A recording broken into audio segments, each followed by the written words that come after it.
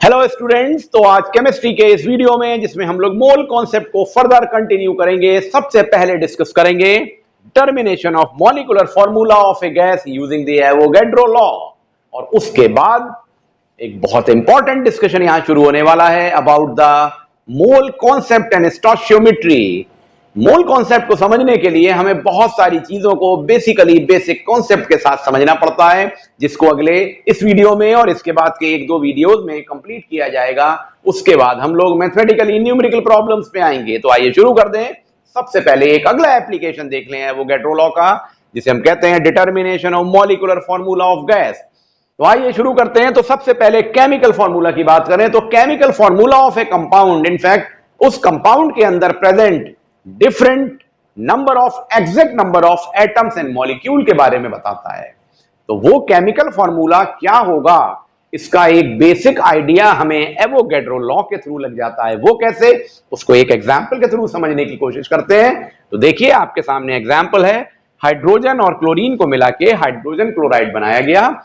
तो अगर आप इसको बैलेंस करेंगे तो 1 वॉल्यूम H2 का लिया गया, 1 वॉल्यूम Cl2 का लिया गया, तो 2 वॉल्यूम HCl बन के आया।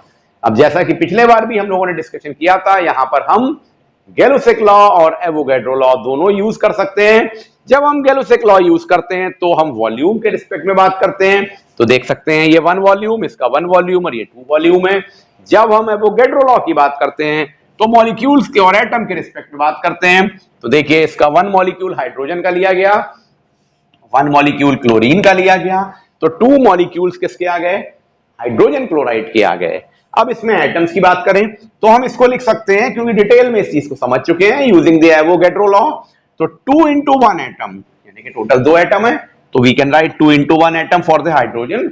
इन the same way we can write 2 into 1 atom for the chlorine. तो देखिए, इसको भी उसी पैटर्न पे लिखा जा सकता है, 2 into 1 molecule of HCl। Logic समझिएगा, 2 into 1 atom of hydrogen, 2 into 1 atom of chlorine, तो 2 into 1 molecule of HCl। It means comparison देखें तो 2 से 2 का कंपैरिजन है। तो यहां का एटम 1 एटम किसका, हाइड्रोजन का, 1 एटम ऑफ हाइड्रोजन। यहां पर 1 एटम ऑफ क्लोरीन से क्या मिल रहा है, 1 मॉलिक्यूल ऑफ हाइड्रोजन क्लोराइड। चीज जस्टिफाई हो रही है, क्योंकि 2 एटम मिलके एक मॉलिक्यूल बना देंगे। इसका मतलब एक एटम अगर हाइड्रोजन का ले लिया गया, एक एटम क्लोरीन का ले लिया, एक एटम हाइड्रोजन का ले लिया, एक एटम क्लोरीन का ले लिया, तो हमारे सामने एक कंप्लीट मॉलिक्यूल ऑफ HCl बन के आ गया। ये लॉजिक होता है एवोगैड्रो कॉन्सेप्ट का यूज करके किसी चीज के मॉलिक्यूलर फॉर्मूला को बना लेने का। ये एक बेसिक लॉजिक है, फंडामेंटल लॉजिक है, एटम्स और मॉलिक्यूल के नंबर की बेसिस पे।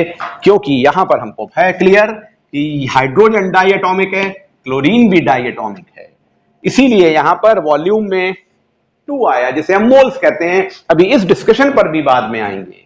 तो आइए अब शुरू करते हैं further detailed discussions about mole concept.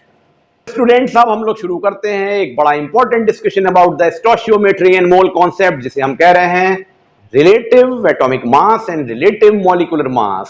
सवाल उठता है, इसका क्या मतलब है। बड़ा दिमाग में एक क्यूरियस क्वेश्चन आता है कि हम एलिमेंट के अंदर जो एटम्स हैं उनका वजन कैसे पता लगाएंगे, क्योंकि ये तो बहुत ही लाइटर वन है। तो इसके लिए सबसे पहले एक कंपैरिजन का सिस्टम बनाया गया, हाइड्रोजन के आइसोटोप को लेके, यानी हाइड्रोजन के एक एटम का वजन निकाला और उससे बाकी एलिमेंट में वो कितने हैवियर हैं उनके 1 एटम, इसको कंपेयर किया गया। लेकिन बाद में कार्बन को एक स्टैंडर्ड बनाया गया, कार्बन 12 आइसोटोप, यानी कार्बन का वो आइसोटोप जिसका एटॉमिक मास 12 है, उसको एज ए कंपैरिजन लिया गया, जिसे हम कार्बन 12 आइसोटोप कहते हैं। और उस कार्बन 12 के एक एटम का 1/12 पार्ट कर दिया गया। ध्यान से समझिएगा, कार्बन के एक एटम को लिया गया, उसके मास का 1/12, एक एटम के मास का 1/12 पार्ट को लेकर दूसरे एलिमेंट से कंपेयर किया गया, तो पता लगाया गया कि दूसरे एलिमेंट का मास उस कार्बन 12 के 1 एटम के 1/12 पार्ट से कितना हैवियर है। इसको कहते हैं एटॉमिक मास और रैम, रिलेटिव एटॉमिक मास, यानी कंपैरिजन करके निकाला गया कार्बन से और इसको एक स्टैंडर्ड बना दिया गया। तो सबसे पहले हमारे सामने आता है रिलेटिव एटॉमिक मास और उसके बाद दूसरी चीज हम लोग पढ़ेंगे रिलेटिव मॉलिक्यूलर मास। तो रिलेटिव एटॉमिक मास क्या हुआ, जैसा मैंने बोला कार्बन 12 के एक एटम के 1/12 पार्ट से कंपेयर करा गया और देखा गया वो एलिमेंट का मास कितना हैवियर है। तो देखिए RAM of an element is the number of times one atom of an element is heavier than 1/12 the mass of an atom of carbon 12।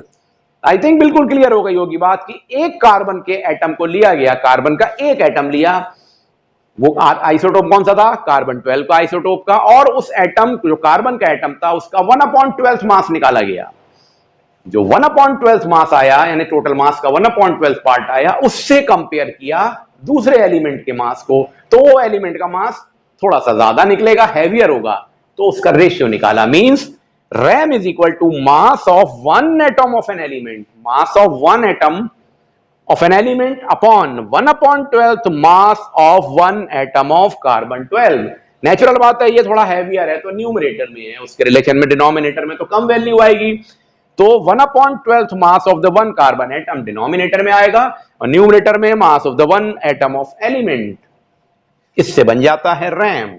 जब इस रिलेटिव एटॉमिक मास को, जिसको कि हम एटॉमिक वेट भी कहते हैं एलिमेंट का, उसको ग्राम में कैलकुलेट करते हैं तो उसे कहते हैं ग्राम एटॉमिक मास या gram atom in the element.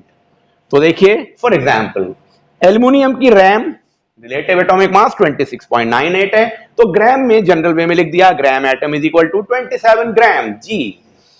Carbon के केस में 12.000 ये रैम है इसका, तो इसके ग्राम एटम कितने हो गए 12 ग्राम।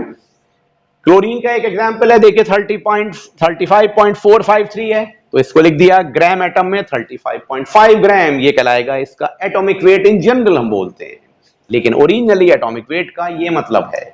अब आइए शुरू करते हैं रिलेटिव मॉलिक्यूलर मास। तो जैसा कि अभी हम लोगों ने रिलेटिव एटॉमिक मास के बारे में समझा, अब इसको मॉलिक्यूलर लेवल पे ले लें। तो देखिए जिसे हम कहते हैं रिलेटिव मॉलिक्यूलर मास RMM, जिसे इन जनरल कहते हैं मॉलिक्यूलर वेट, तो यहां पे हम बिल्कुल वही कंपैरिजन ले रहे हैं कार्बन 12 आइसोटोप के वन मॉलिक्यूल के रिलेशन में। पिछली बार लिया था वन एटम के रिस्पेक्ट में, यहां पे अब हम क्या करते हैं कार्बन 12 आइसोटोप के वन मॉलिक्यूल का वन मास जो है उसका 1/12 कर देते हैं, यानी 1/12 मास of the one molecule of carbon atom, और उसके रिलेशन में देखते हैं कि दूसरा जो सब्सटेंस है उसका वेट या मास कितना हैवियर है या ज्यादा है कार्बन 12 के वन मॉलिक्यूल के 1/12 मास से, तो बन जाता है रिलेटिव मॉलिक्यूलर मास। तो रैम RMM को हम कहते हैं मास of one molecule of substance upon 1/12 यानी 1/12 मास of one atom of carbon atom, जो कि कार्बन 12 आइसोटोप है। जब इसको हम ग्राम में एक्सप्रेस करते हैं तो ये कहलाता है रिलेटिव मॉलिक्यूलर मास को अगर हम ग्राम में ले रहे हैं तो ये कहलाता है ग्राम मॉलिक्यूलर मास और ग्राम मॉलिक्यूल्स।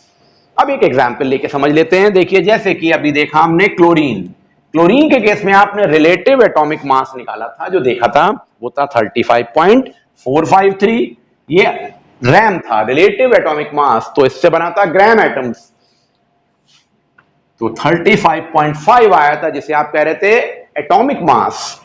अब अगर हम मॉलिक्यूलर मास की बात करें तो देखिए क्लोरीन के एक एटम में Cl है और ये डाई एटॉमिक है तो Cl2 हो गया, तो देखिए रिलेटिव मॉलिक्यूलर मास कितना होगा, इसका डबल देखिए 35.453 के ऊपर लिख दिया 70.906। ये लॉजिक समझ में आना चाहिए, एवोगैड्रो लॉ से आपने समझा है, डाई एटॉमिक या ये मोनो एटॉमिक Cl और Cl2, वन एटम से टू एटम आ गए, और ग्राम मॉलिक्यूलर कितना हो जाएगा वेट इसका या मास 71 ग्राम। तो देखिए यहां पे 35.5 था ग्राम एटम में और ग्राम मॉलिक्यूल कितने हो गए 71 ग्राम। तो आपको ये बात बिल्कुल क्लियरली समझ में आ जानी चाहिए कि रिलेटिव एटॉमिक मास क्या होता है और रिलेटिव मॉलिक्यूलर मास क्या होता है। सिंपल सा रिलेशन इसका लॉजिक है, कार्बन 12 के वन एटम या वन मॉलिक्यूल का 1/12 पार्ट निकालकर उसके मास को कंपेयर कर देंगे किसी और सब्सटेंस के वन एटम के मास से या वन मॉलिक्यूल के मास से, तो निकल आएगा रिलेटिव एटॉमिक मास या रिलेटिव मॉलिक्यूलर मास। एटॉमिक वेट के रिलेशन में एक हम लोग बड़ी इंपॉर्टेंट बात को और समझ ले, जिसको हम कहते हैं एटॉमिक मास यूनिट और AMU। देखिए ये जो हम एटॉमिक वेट के बारे में आपसे बात कर रहे थे, हमेशा इस एटॉमिक वेट को एक्सप्रेस करने के लिए जो हम सिस्टम और यूनिट यूज करते हैं उसे कहते हैं AMU। एटॉमिक मास यूनिट्स, ये इसको नाम दिया गया है किस रिलेशन में? अगर हम कहें 1 एटॉमिक मास यूनिट क्या है, 1 AMU क्या है, तो जैसा कि हम लोग अभी डिस्कस कर चुके हैं, it is the 1/12 the mass of 1 carbon atom, carbon 12 isotope का जो एटम है। यानी कि हम, जैसा मैं आपको पहले बोल चुका हूं, कार्बन 12 आइसोटोप के एक एटम का 1/12 मास निकाल लिया, उसके जो मास है उसका 1/12 कर दिया, तो वो किसके इक्विवेलेंट होगा?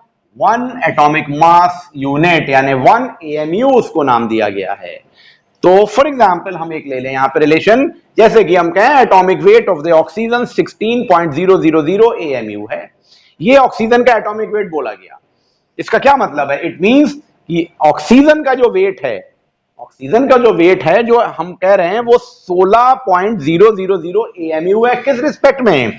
On the scale on which carbon atom का मास 12 AMU है।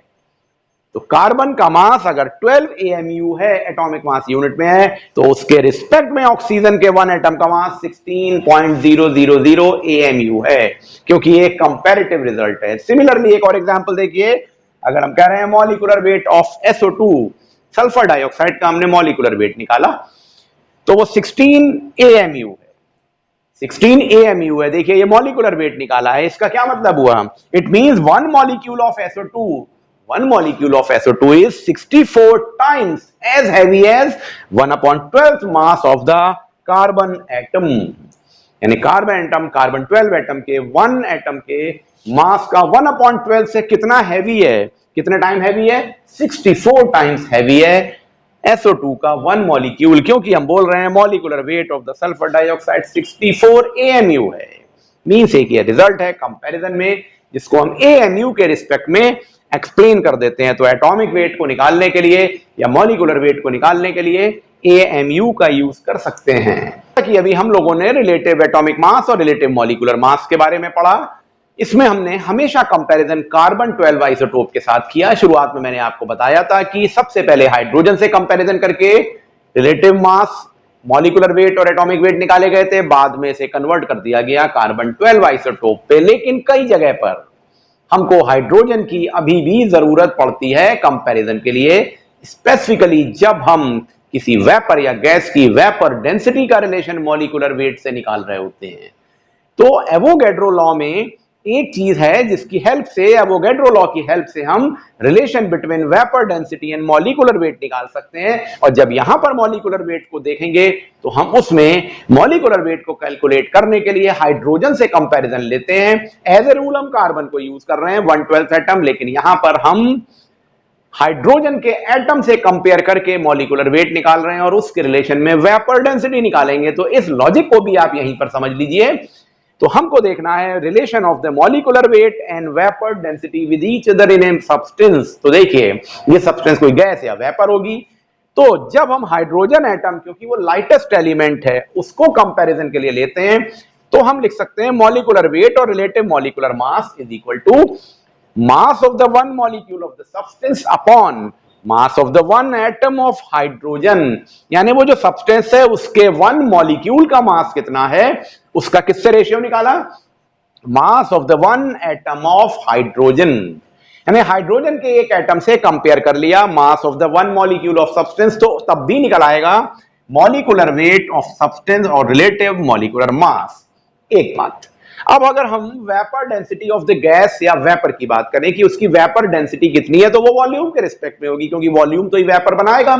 तो हम लिख सकते हैं vapour density of gas is equal to mass of the certain volume of gas और substance upon mass of the same volume of hydrogen. देखिए hydrogen से ही कंपेयर किया हमने, तो हमने क्या किया, वेपर डेंसिटी को निकालने के लिए उस वॉल्यूम को ले लिया जो उस गैस या वेपर का है, उसका सर्टेन वॉल्यूम का मास निकाला और उसको कंपेयर किया mass of the same volume of hydrogen.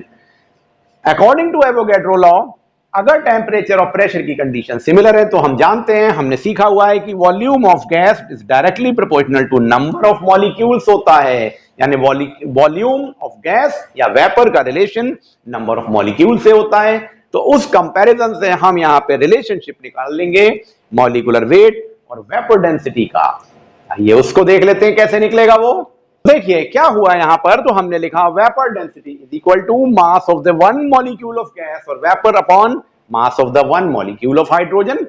कोई प्रॉब्लम नहीं है। अब देखिए इसको लिख सकते हैं vapour density is equal to, same लिख दिया, mass of one molecule of gas upon ये जो मॉलिक्यूल है, क्योंकि ये डायटोमिक होता है हाइड्रोजन, तो हम इसकी जगह लिख सकते हैं टू एटम्स ऑफ हाइड्रोजन। ध्यान से समझिएगा, हमने टू एटम्स किसको लिखा है, वन मॉलिक्यूल ऑफ हाइड्रोजन को, तो ये टू एटम ऑफ हाइड्रोजन हो गए, कोई कंफ्यूजन नहीं, ऐसा हम कर सकते हैं। अब ये जो टू एटम्स हैं इसमें से टू को यहां ले आए या टू से दोनों तरफ मल्टीप्लाई कर दिया, तो ये हो जाएगा two into vapour density is equal to mass of one molecule of gas और vapour upon mass of one atom of hydrogen. और ध्यान से देखिए, तो आपने देखा था अभी ये जो इक्वेशन थी हमारी, ये क्या कहलाती है, मॉलिक्यूलर वेट। तो हमने यही तो पढ़ा था विद रिस्पेक्ट टू हाइड्रोजन। अगर हम देखें मॉलिक्यूलर वेट क्या होता है, तो मॉलिक्यूलर वेट होता है with respect to hydrogen mass of the one molecule of gas और vapour upon mass of the one atom of hydrogen, क्योंकि किसी गैस या वेपर के लिए हम हाइड्रोजन से कंपेयर करके निकाल रहे होते हैं, तो इसको लिख देंगे मॉलिक्यूलर वेट।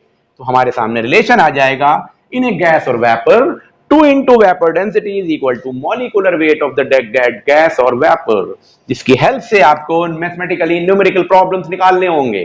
सो स्टूडेंट्स, इस वीडियो में आपने relative atomic mass, relative molecular मास और AMU और इन सब के बारे में डिटेल में पढ़ा। अगले वीडियो से हम लोग शुरू करेंगे detail studies about the further continuation in mole concept. Thank you.